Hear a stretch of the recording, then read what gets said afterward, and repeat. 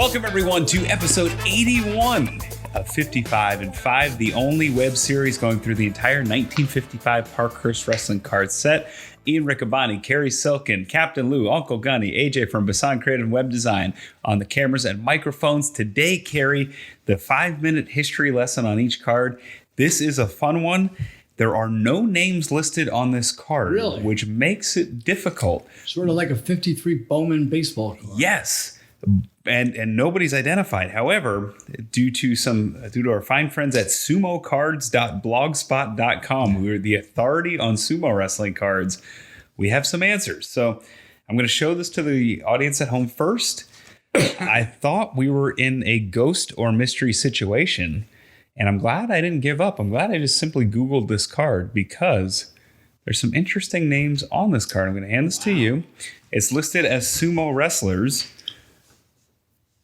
Cary, I have 5 minutes on the clock, and we do this to keep it brief. So I'm supposed to identify these three men? Well, I'll get, the man on the left is Azumafuji Konichi, okay, who was a sumo. He retired in 54.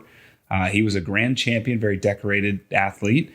His retirement to join pro wrestling was very controversial. It's a really cool card. It's really, really cool. He teamed with the man in the middle in Hawaii, who I'm saving for last for good reason. And he was a multi-time Japanese champion. So, is it Rikidozan? Well, we'll go to the right.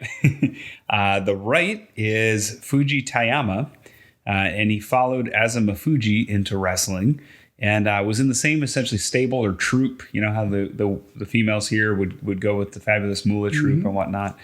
So they kind of a troupe or a group. He wasn't as successful as Azumafuji in wrestling or sumo.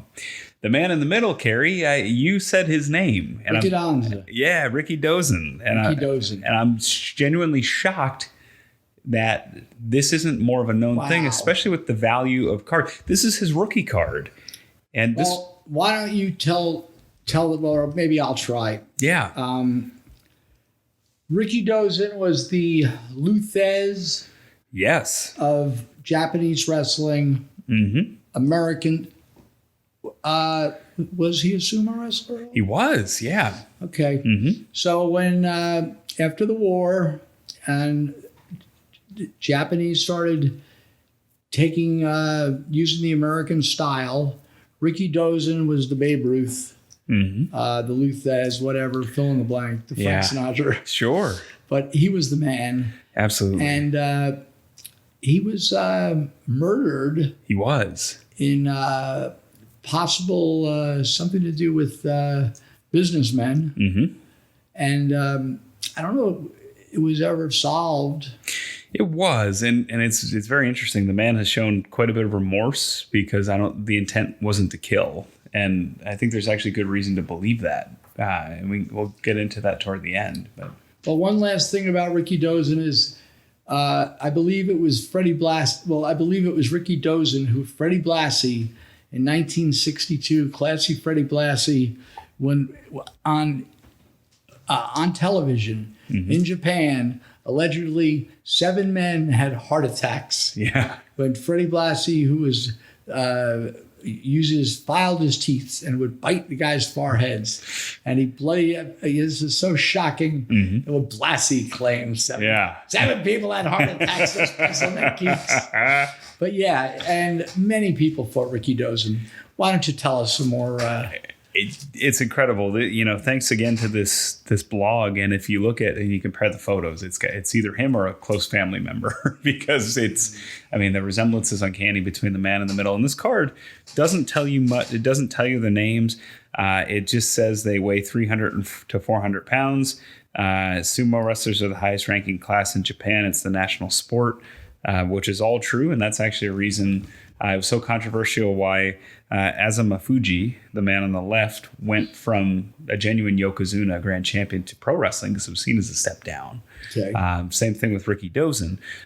He was originally sumo from 40 to 51, and he was forced into retirement because he was South Korean.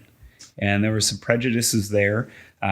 Also, money. He thought he should have been earning more in the group that he was with. Yeah, like the Bruiser Brody type. Absolutely. Discrepancy. Yeah, and interesting, during World War II, he had a brief hiatus. He worked in a prisoner of war camp with American American soldiers. He got reprimanded a number of times, documented, because he was giving them extra cigarettes and extra food. Okay. So a little hard. A little hard. He worked one charity tour in Hawaii in 51, and that's how he got his start. He was seen as somebody that had potential, so they sent him to Hawaii. And so his debut match actually is in Hawaii, not in South Korea or Japan. And then he had an excursion there in 52 and just really developed and learned how to wrestle in Hawaii. So he comes back to Japan, and they feed him every American they can find. And there was obviously some anti-American sentiment. The wound is still raw at that point, and rightfully so. I mean, following the atomic bombs, defeats only an atomic bomb. Two defeats American after American. In 58, he defeats Luthez. So it's perfect comparison. Wins the NWA International Championship. He goes on to train Antonio Inoki, Kintaro, and Giant Baba. So three of the biggest names in the history of Japanese wrestling beyond Rikidozan.